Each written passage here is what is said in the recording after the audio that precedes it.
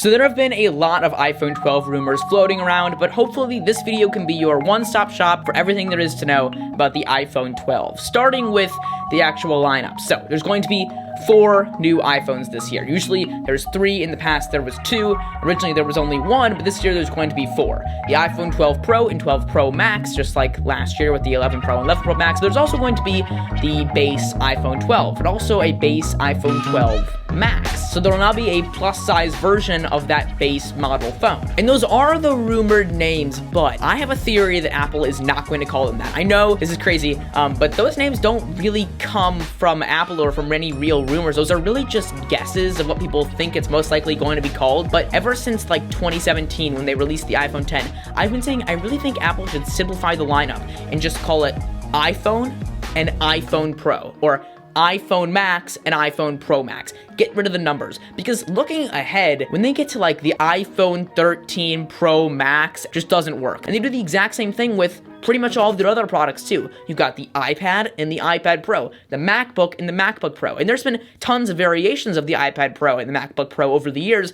but they don't call it the iPad Pro 2 or the iPad Pro 3. They just call it iPad Pro. And my theory is that to simplify the lineup, maybe next year after the iPhone 12, once they get into like the teens and those names really don't run off the tongue well, they may just switch to calling it iPhone, iPhone Pro, iPhone Max, and iPhone Pro Max. It's going to sound a lot better, and that's my theory on Apple's naming scheme. If they do that, I guessed that in 2017, so I'm literally a psychic. Like last year, the higher-end Pro models will probably feature 3 lenses, while the lower-end models will probably only have 2. However, all of the iPhones coming this year should feature OLED displays, which is nice. In the past, the lower-end phones did not have OLED displays and instead used LED displays, and you also might see a Pro Motion display on the higher end phones, though we'll have to see about that. If you're unaware, ProMotion essentially refers to a 120 hertz display, which looks really, really nice. It's like having your display shown in 60 FPS. It's just really smooth. It makes everything feel fast and responsive. It's what we have now on the new iPad Pros. Rumors suggest that at least 2 of these new devices are going to have a drastic new redesign, and it's likely we'll see this redesign on all of them. Essentially, it's going to look a lot more like the iPhone 4 or iPhone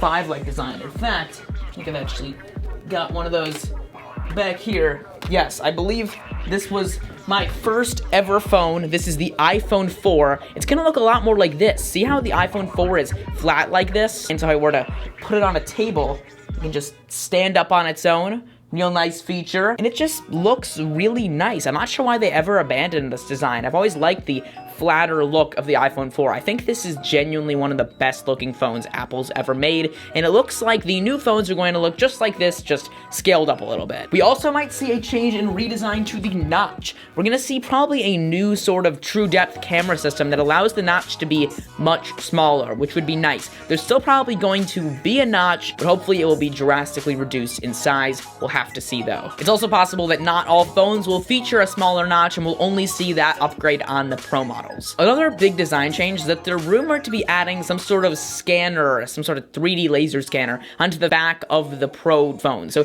it's kind of gonna look like this. I'll put on a render on the display right now.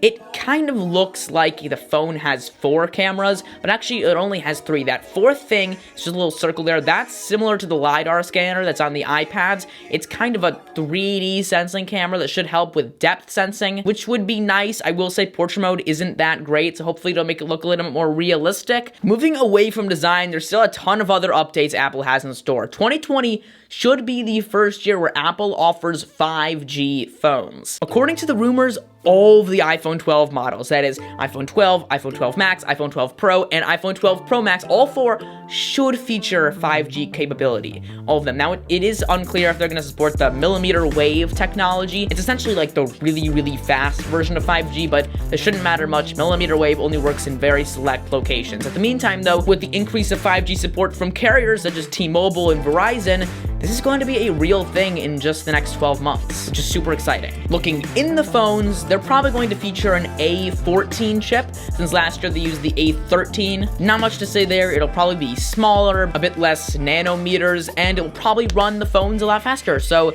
alright, I'll take it. Getting into the smaller things, Apple's still probably going to charge their phones with Lightning. The SIM tray is said to be relocated to the left side of the phone.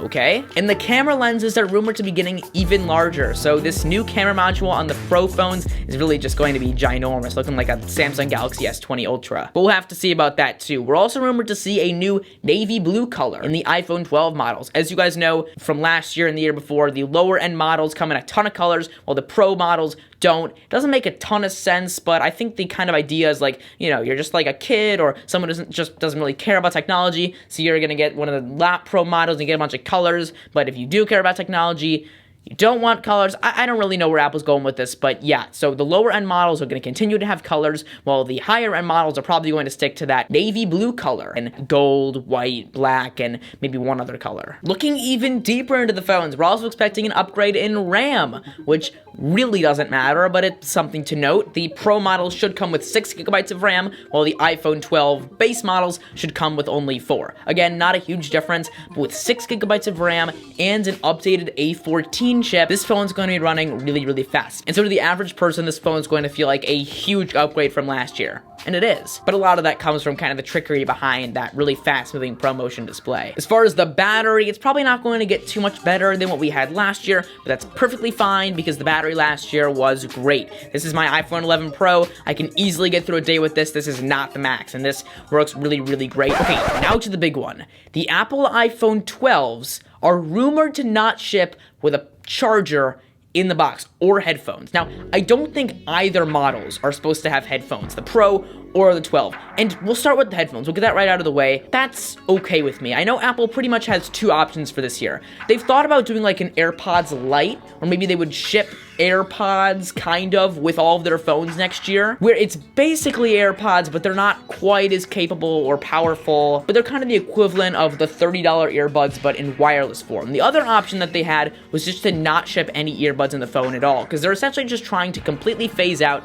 their wired earbuds entirely, which does make sense. Pretty much no one uses them anymore. If you don't use AirPods, you probably use some sort of other wireless headphones, and even if you do use wired headphones, chances are good that you don't use Apple's. And by you, I mean you, because I actually do use the wired earbuds all the time, because I don't own AirPods. So that does make a fair bit of sense. But why not include a charger? There's a few very good reasons for this. I'm not really going to go over the negatives here, because we all know what the negatives are. However, there are a good amount of positives here. See, think of it this way. Apple is actually planning on bringing down the price of the iPhone 12. Remember, the iPhone XR, which was kind of equivalent to the iPhone 11 and iPhone 12, was $749. And the iPhone 11 was only $699. They brought it down by $50 last year. And they're planning to do that again. The iPhone 12 is rumored to be just $649. What if Apple said it this way? We're going to charge you $699 for the iPhone 12. It's going to be the exact same price as last year. Or we'll give you the option to buy the phone for $50 less without a charger. You choose. You can buy it for the right price, the same price as last year with a charger,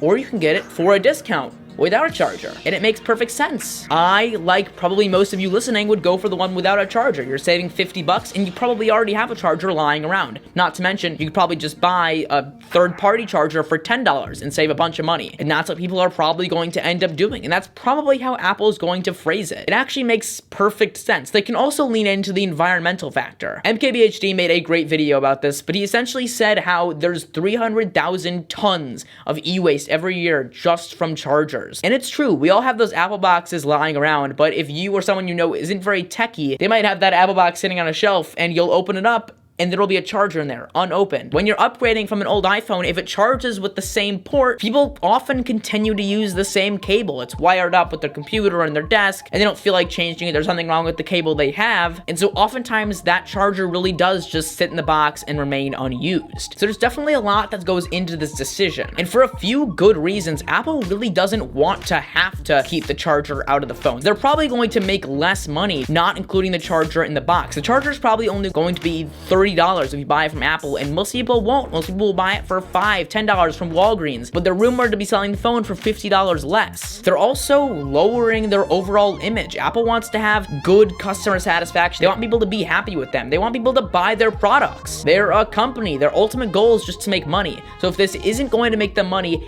and it's going to lower their overall customer satisfaction, then why would they do it? It must be the environmental reason, and for that, I respect them. Okay, moving on, there are a few rumors that are pretty unlikely to happen, but I figured we would just mention just to get them out of the way. For example, there's a possibility we might see the comeback of Touch ID this year. There's no way they're getting rid of Face ID. They wouldn't do that so soon, but what they might do is add Touch ID back into the phone in the form of an in-display fingerprint reader. Now, Apple could have done this a long time ago. They could have just put the in-display fingerprint reader in the iPhone 10 in 2017, skipped over Face ID entirely. However, they didn't do that because at the time, the in-display fingerprint reader technology was still pretty bad. But these days has gotten really, really good, and it's definitely comparable or just as good as Apple's home button Touch ID. So they might add Touch ID back into the phones. We'll see though. As you guys know, Apple is not usually the first company to jump on these kind of things, so it might come into a later phone, but they haven't phased out Touch ID entirely yet. Still on their Macs, and so I wouldn't be that surprised if they added it back onto the iPhone, allowing you to have